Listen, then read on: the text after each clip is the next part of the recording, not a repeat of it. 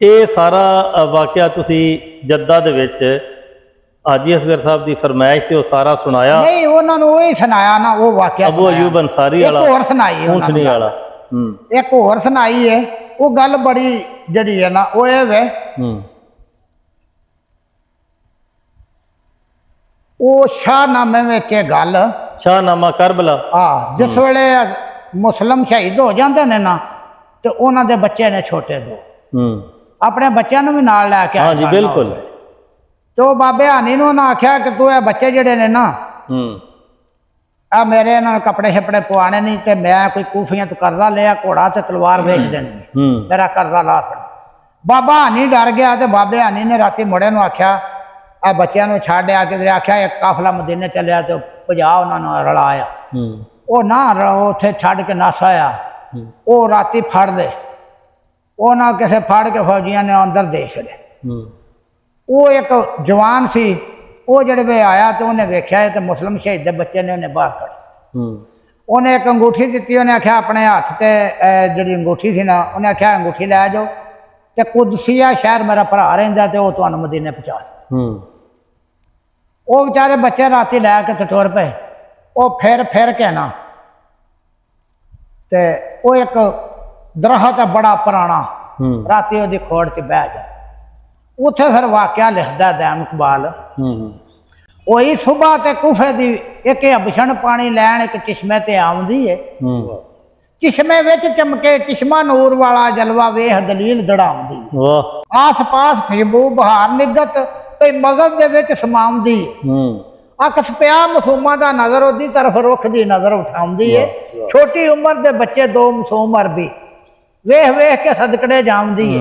ਅਦਬੂ ਚੁੱਕ ਕਲਾਵੜਾ ਮਾਰ ਅਬਸ਼ਣ ਘੁੱਟ ਘੁੱਟ ਕੇ ਸੀਨੇ ਨਾਲ ਲਾਉਂਦੀ ਏ। ਤੁਰ ਪਈ ਨਾਲ ਪਿਆਰ ਦੇ ਲਾ ਉਂਗਲੀ ਉਹ ਜਾਮੇ ਵਿੱਚ ਨਾ ਮੋਲ ਸਮਾਉਂਦੀ। ਦੋਵੇਂ ਸ਼ੀਸ਼ੇ ਨੂੰ ਰਾਨੀ ਸੁਭਾਨ ਅੱਲਾ ਆਪਣੀ ਮਾਲਕ ਦੇ ਕੋਲ ਲਿਆਉਂਦੀ ਏ। ਇਹ ਤੇ ਮੁਸਲਮ ਸ਼ਹੀਦ ਦੇ ਹਨ ਬੱਚੇ, ਤੇ ਸਦਕੇ ਵਾਰ ਨੇ ਜਾਉਂਦੀ ਹੈ। ਰੋਟੀ ਪਾਣੀ ਦੇ ਨਾਲ ਜਾ ਕੇ ਤੇ ਵੱਖਰੀ ਕੋਠੜੀ ਵਿੱਚ ਸਵਾਉਂਦੀ। ਆ ਗਈ ਹੈ ਨੀਂਦ, ਮਸਕੀਨ ਆਰਾਮ ਕਰਦੇ, ਕਿਸਮਤ ਆਖਰੀ ਸਾਜ਼ ਵਜਾਉਂਦੀ ਹੈ। ਹੁਣ ਘੜੀ ਦੀ ਘੜੀ ਮਹਿਮਾਨ ਹੈ ਤੇ ਦੈਮ ਇਹ ਆਖਰੀ ਵਕਤ ਆ ਗਿਆ ਹੁਣ ਇਹਨੂੰ। ਅੱਧੀ ਰਾਤ ਹੋ ਜਾਂਦੀ ਹੈ, ਬੀਬੀ ਜਾਗਦੀ ਹੈ। ਹਾਰਸ ਨਾਮ ਹਾਮਦ ਘਰੇ ਆਉਂਦਾ। ਉਹ ਬੀਬੀ ਉਹਨਾਂ ਚਿਰ ਰੋਟੀ ਨਹੀਂ ਖਾਂਦੀ ਅਸਲ ਜਿਹੜੀ ਹੈ, ਜਿੰਨਾ ਚਿਰ ਉਹਦਾ ਮਰਦ ਨਾ ਆਵੇ ਘਰ। ਇੱਕ ਰੂਟੀਨ ਹੁੰਦੀ ਹੈ ਨਾ। ਅੱਧੀ ਰਾਤ ਹੋ ਗਈ ਹੈ, ਬੀਬੀ ਜਾਗਦੀ ਹੈ। ਹਾਰਸ ਨਾਮ ਹਾਮਦ ਘਰੇ ਆਉਂਦਾ। ਬੀਬੀ ਪੁੱਛਿਆ ਇੰਨੀ ਕਿਉਂ ਦੇਰ ਲਾਈ, ਅੱਗੋਂ ਕੀ ਮਰਾਤ ਸੁਣਾਉਂਦਾ? ਆਂਦਾ ਬੱਚੇ ਮੁਸਲਮ ਦੇ ਹੋਏ ਨੇ, ਫਰਾਰ ਕਿਧਰੇ ਕੋਈ ਖਬਰ ਨਾ, ਪਤਾ ਬਤਾਉਂਦਾ ਮੈਨੂੰ ਢੂੰਡਦੇ ਆ। ਅੱਧੀ ਰਾਤ ਹੋ ਗਈ ਹੈ, ਪਤਾ ਕੀਤਾ ਨੀਵੀਂ ਉੱਚੀ ਥਾਂ ਦਾ। ਤੇ ਬੀਬੀ ਆਂਦੀ ਉਹਨਾਂ ਕਿਉਂ ਮਸਕੀਨਾਂ ਦੇ ਮਗਰ ਲੱਗਾ?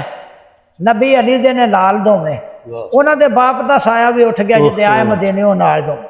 ਆਂਦਾ ਤੈਨੂੰ ਪਤਾ ਨਹੀਂ ਕੰਮ ਬਖਤੇ ਲੱਭ ਗਏ ਤੇ ਪਤਾ ਬਤਾਵ ਸਾਂ ਕਰਕੇ ਖੰਜਰ ਦੇ ਨਾਲ ਮੈਂ ਟੋਟੇ ਪੇਸ਼ ਇਬਨ ਜ਼ਿਆਦ ਟਿਕਾਵ ਸਾਂ ਦਾ ਸਲਤਨਤ ਤੋਂ ਮਿਲੇ ਦੀ ਸੰਤ ਮੈਨੂੰ ਤਗਮਾ ਨੇਕ ਨਾਮੀ ਗਲ ਪਾਉਂਦਾ ਮੈਂ।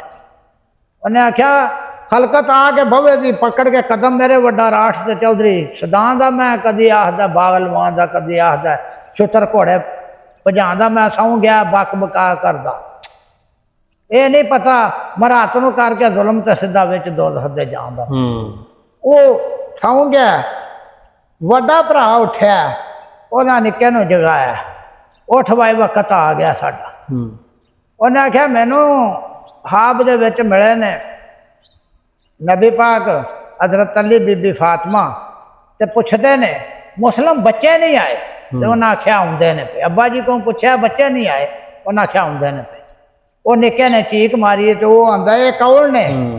ਤੇ ਉਹ ਭੱਜ ਕੇ ਅੰਦਰ ਵੜਿਆ। ਬੀਬੀ ਖਿੱਚਦੀ ਰਹੀ ਹੈ, ਬੀਬੀ ਲੱਤਾਂ ਫੜੀਆਂ ਨੇ, ਪਰ ਉਹਨੇ ਦੋਵੇਂ ਬੱਚੇ ਸ਼ਹੀਦ ਕਰ ਦਿੱਤੇ।